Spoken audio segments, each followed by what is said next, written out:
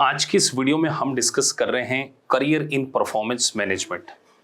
देखिए, performance management एक बहुत इंपॉर्टेंट एस्पेक्ट होता है मैनेजमेंट अकाउंटिंग में। बहुत सारे कैंडिडेट जब यूएससीएमए, सीमा, इंडियन चार्टर्ड अकाउंटेंसी या इंडियन सीएमए करते हैं तो परफॉर्मेंस मैनेजमेंट एरिया को बहुत सीरियसली लीजिए।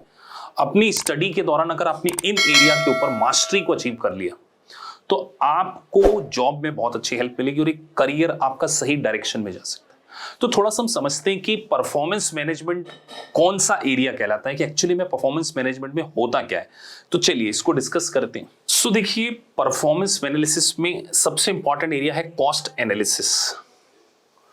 आपको direct cost, indirect cost, fix cost, variable cost, semi variable cost, जितनी भी कॉस्ट लगती, ओवरहेड एनालिसिस, तो पूरा कॉस्टिंग सेगमेंट क्या है परफॉर्मेंस मैनेजमेंट में कवर होता है।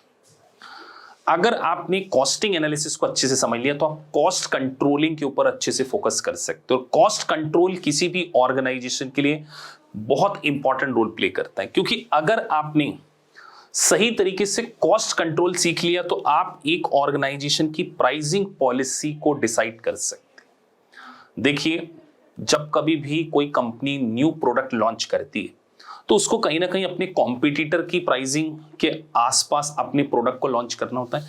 तो एक कॉस्ट एंड मैनेजमेंट अकाउंटिंग का सबसे इंपॉर्टेंट रोल तो प्राइसिंग पॉलिसी डिसाइड करना हो।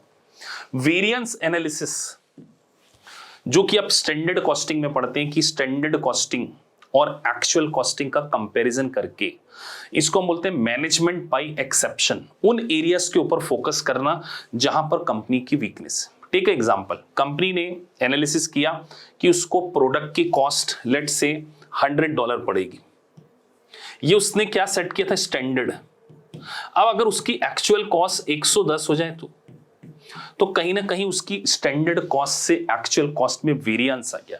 ये वेरिएंस एनालिसिस बड़ी बड़ी मैन्युफैक्चरिंग कंपनीज करती हैं उन एरियाज को करेक्ट करने के लिए जहां वो स्टैंडर्ड से डिविएट कर रहे हैं। तो परफॉर्मेंस मैनेजमेंट आपको यही हेल्प करता है। और दूसरा सबसे इंपॉर्टेंट है बजटिंग एंड फोरकास्टिंग। हर बड़ी कंपनी अपना एनुअल बजट बनाती है, फ्लेक्सिबल बजट बनाती है। तो बजटिंग और फोरकास्टिंग के बेसिस पर ही वो आने वाले समय में कितना प्रोडक्शन करना है, क्या उनका लेबर बजट होगा, कितना उनका कैश बजट होगा, इन सब एरियाज के ऊपर आपको बहुत अच्छा इन डेप्थ नॉलेज अगर हो गया तो आपको मल्टीनेशनल कंपनी में बहुत अच्छे लेवल की प्रोफाइल मिलती। और इन सारी स्किल को सभी प्रोफेशन में कवर किया जाता है, फिर वो यूएस सीएमए हो, सीमा हो, इंडियन सीएमए हो, सीए हो, एसीसीए हो, सभी का फोकस परफॉर्मेंस मैनेजमेंट को अपने सिलेबस में किया गया। लेकिन अगर आप बिल्कुल शॉर्ट पीरियड ऑफ टाइम में स्पेशलाइजेशन को अचीव करना चाहते हैं तो यूएस सीएमए को मैं नंबर 1 रैंकिंग दूंगा। 2 पार्ट हैं और पार्ट 1 में तो स्पेसिफिकली पूरा फोकस जो किया गया है वो मैनेजमेंट अकाउंटिंग, परफॉर्मेंस मैनेजमेंट के ऊपर फोकस किया है। Standard costing, process costing, marginal costing, budgetary analysis.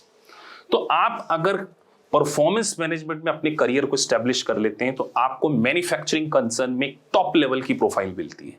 तो मैं जनरली बीकॉम ग्रेजुएट स्टूडेंट से यही बोलता हूं, अपग्रेड योर स्किल और परफॉर्मेंस मैनेजमेंट में आपको आपका करियर बनाने की ओर देखना चाहिए। आपको काफी अच्छे पैकेजेस मिलेंगे, क्योंकि हर कंपनी के लिए बजट एनालिसिस, उसके साथ साथ प्राइसिंग पॉलिसी, अपने वेरिएंस को एनालिसिस करना और कॉस्ट कंट्रोलिंग एक बहुत इंपॉर्टेंट एस्पेक्ट होता है।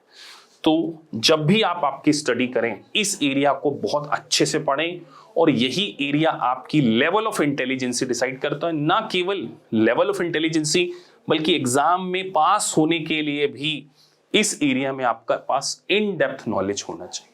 तो इस छोटे से वीडियो में हमने समझने की कोशिश की कि परफॉर्मेंस मैनेजमेंट एक बहुत अच्छा करियर ऑप्शन आपके लिए हो सकता है। So if you really like the video, please like and subscribe the channel. Thank you for watching this video. Thank you.